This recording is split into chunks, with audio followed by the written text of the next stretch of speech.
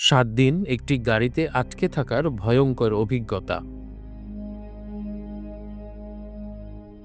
Locked সিনেমার মূল চরিত্রে ছিল এডি নামের এক নিচু চরিত্রের লোক।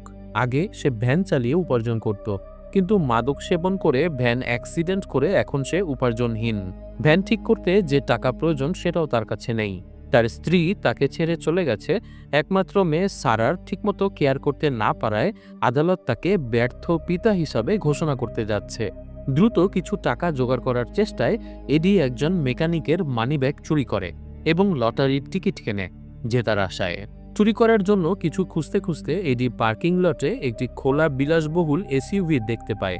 সুযোগ দেখে সে চুরি করার জন্য গাড়িতে ঢুকে পড়ে। যাই হোক, বেরিয়ে আসার চেষ্টা করতে করতে সে বুঝতে পারে গাড়িটি স্বয়ংক্রিয়ভাবে লক হয়ে গেছে, যার ফলে সে ভেতরে আটকা পড়েছে। তার ফোনে কোনো নেটওয়ার্ক নেই এবং গাড়ির জানালাগুলো সাউন্ড প্রুফ এবং কালো রঙের হয়ে গেছে, যাতে সে সাহায্যের জন্য কাউকে ডাকতে না পারে।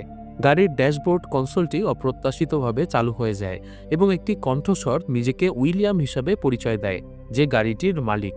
উইলিয়াম একজন ডাক্তার, যার জীবনের একটি করুণ ইতিহাস রয়েছে।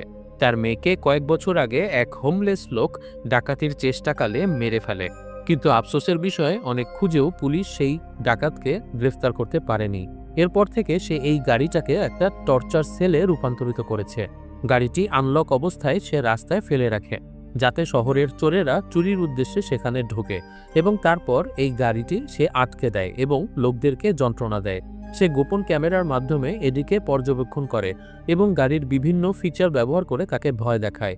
কথা না শুনলে গাড়ির সিটে লাগানো যন্ত্র দিয়ে কারেন্টে শক দেয়।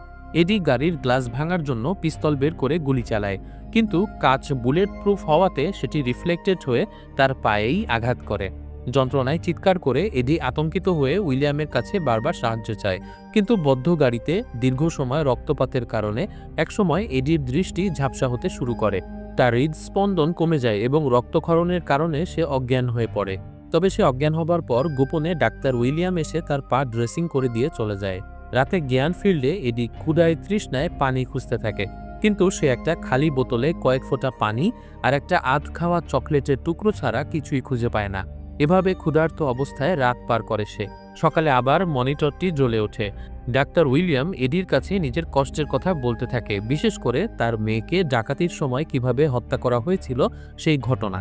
কিন্তু এডি তার গল্পে অনাগ্রহ প্রকাশ করে, ফলে উইলিয়াম শাস্তিস্বরূপ গাড়ির ভেতরে তাপমাত্রা কমাতে কমাতে শূন্যের কাছাকাছি নিয়ে আসে।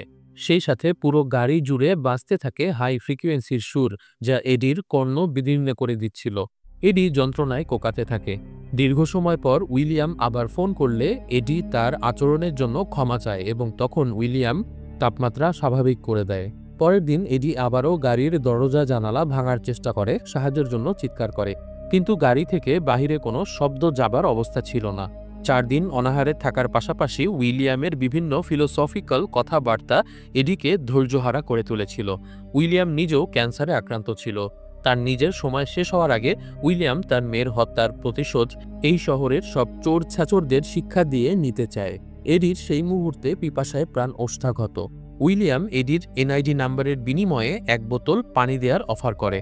এডি সাথে সাথেই নিজের জাতীয় পরিচয়পত্রের নাম্বার দিয়ে দিলে উইলিয়াম জানায় গাড়ির গ্লোভ বক্সের নিচে 1 বোতল পানি আছে।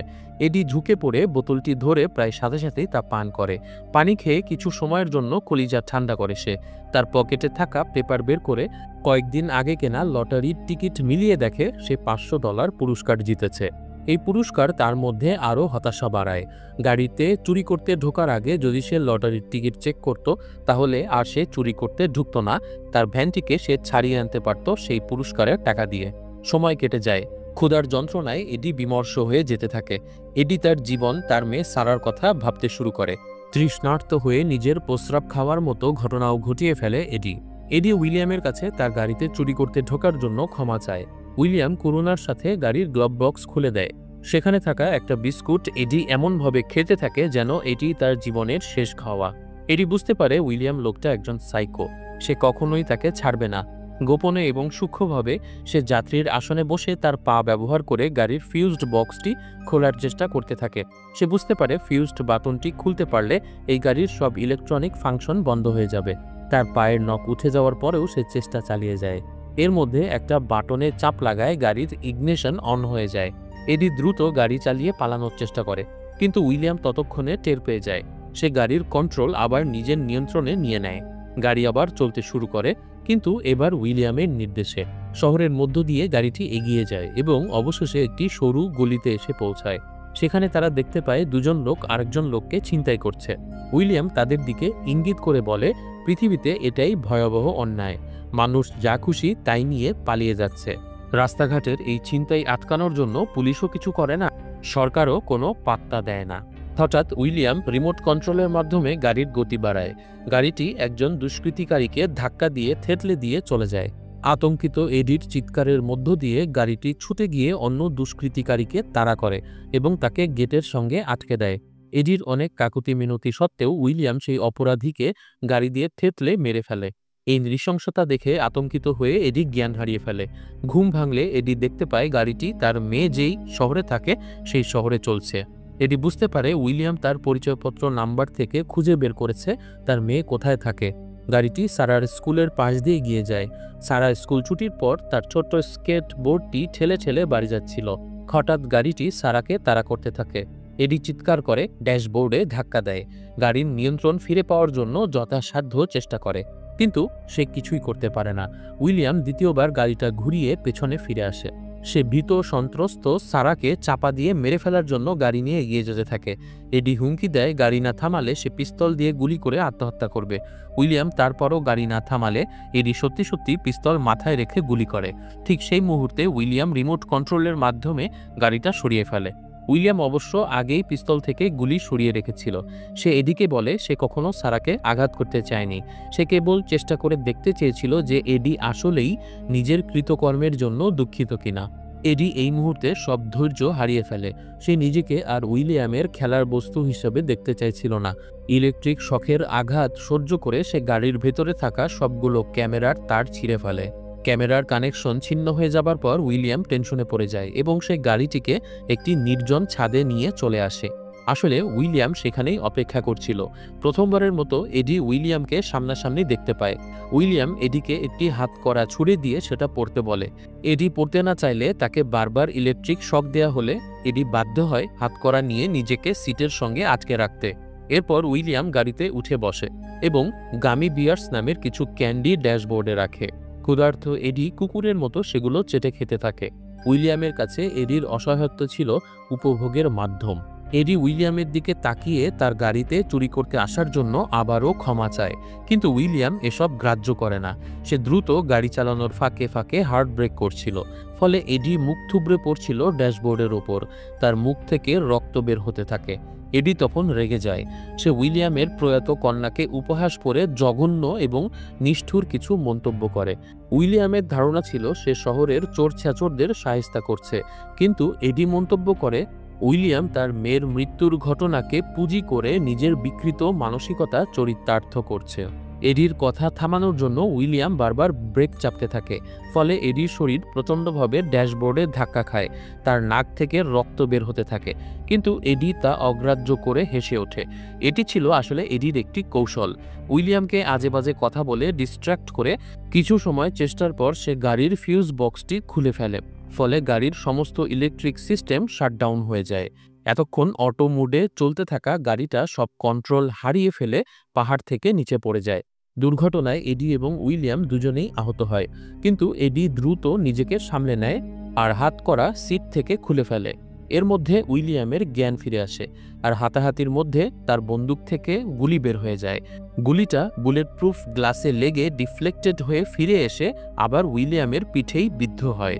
এডি হাতকড়া খুলে নিজের মনের আশ মিটিয়ে উইলিয়ামকে কিছুক্ষণ মারধর করে, কিন্তু তারপর তার ফোন বেজে ওঠে। তার ফোনে তার মেয়ে কল করেছে। মেয়ের কণ্ঠস্বর উদ্বেগে ভরা। সে কয়েকদিন ধরে তার বাবার কোনো খোঁজ না পাওয়ায় তার খবর জিজ্ঞেস করে। এডি তখন খুব আবেগপ্রবণ হয়ে পড়ে আর সবকিছুর জন্য তার মেয়ের কাছে ক্ষমা চায়। সে প্রতিশ্রুতি দেয় এখন থেকে সে অনেক ভালো বাবা হওয়ার চেষ্টা করবে। ফোন রেখে দেওয়ার পর উইলিয়াম এডিকে ধন্যবাদ দেয়। উইলিয়ামের জীবন ছিল কষ্টে ভরা। বিনা বিচারে নিজের মেয়েকে হারানোর পর সে আক্রান্ত হয় ক্যান্সারে। এক প্রকার জীবন মৃত হয়ে দিন কাটাচ্ছিল সে, কিন্তু শেষ 7 দিন এডিকে নিয়ে খেলা করে তার কাছে নিজেকে জীবন্ত মনে হয়েছে। কয়েক বছরের মধ্যে এই সময়টাই ছিল তার কাছে সবচেয়ে বেশি প্রাণবন্ত। উইলিয়াম এসব কথা বলতে বলতেই শেষ নিঃশ্বাস ত্যাগ করে এবং মারা যায়। আর সাথে সাথেই গাড়ির ইঞ্জিনে আগুন জ্বলে যায়। তারপর আগুন দ্রুত ছড়িয়ে পড়তে থাকে। এডি লক্ষ্য করে দুর্ঘটনায় গাড়ির একটা জানালায় ফাটল দেখা দিয়েছে। সেই ফাটলের ওপর কিছুক্ষণ আঘাতের পর সেই জানালা ভেঙে যায়। ভাঙা কাচের মধ্য দিয়ে সময় মতো নিজেকে বের করে আনে এডি, আর এরপরেই পুরো গাড়িতে আগুন ছড়িয়ে পড়ে। এডি খাট থেকে উপরে উঠে আসে। রাস্তায় একটা ভ্যানকে যেতে দেখে সে হাত নাড়িয়ে থামিয়ে লিফট নিয়ে শহরে চলে আসে। আর এভাবেই এডি মুক্তি পায় 1 সপ্তাহের ভয়ঙ্কর বন্দিজীবন থেকে। এডিকে আমরা দেখতে পাই কয়েক সপ্তাহ পরে সেই গ্যারেজের দোকানে সে প্রবেশ করে।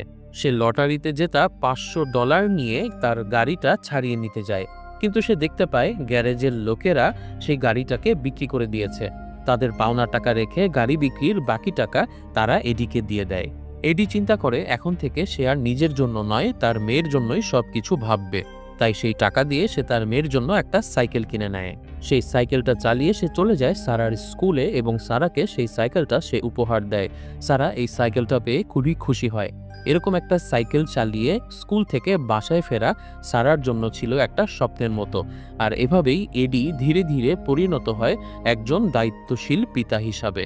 প্রিয় দর্শক, এতক্ষণ আমরা শুনছিলাম সম্প্রতি মুক্তিপ্রাপ্ত লকড সিনেমার কাহিনী সংক্ষেপ।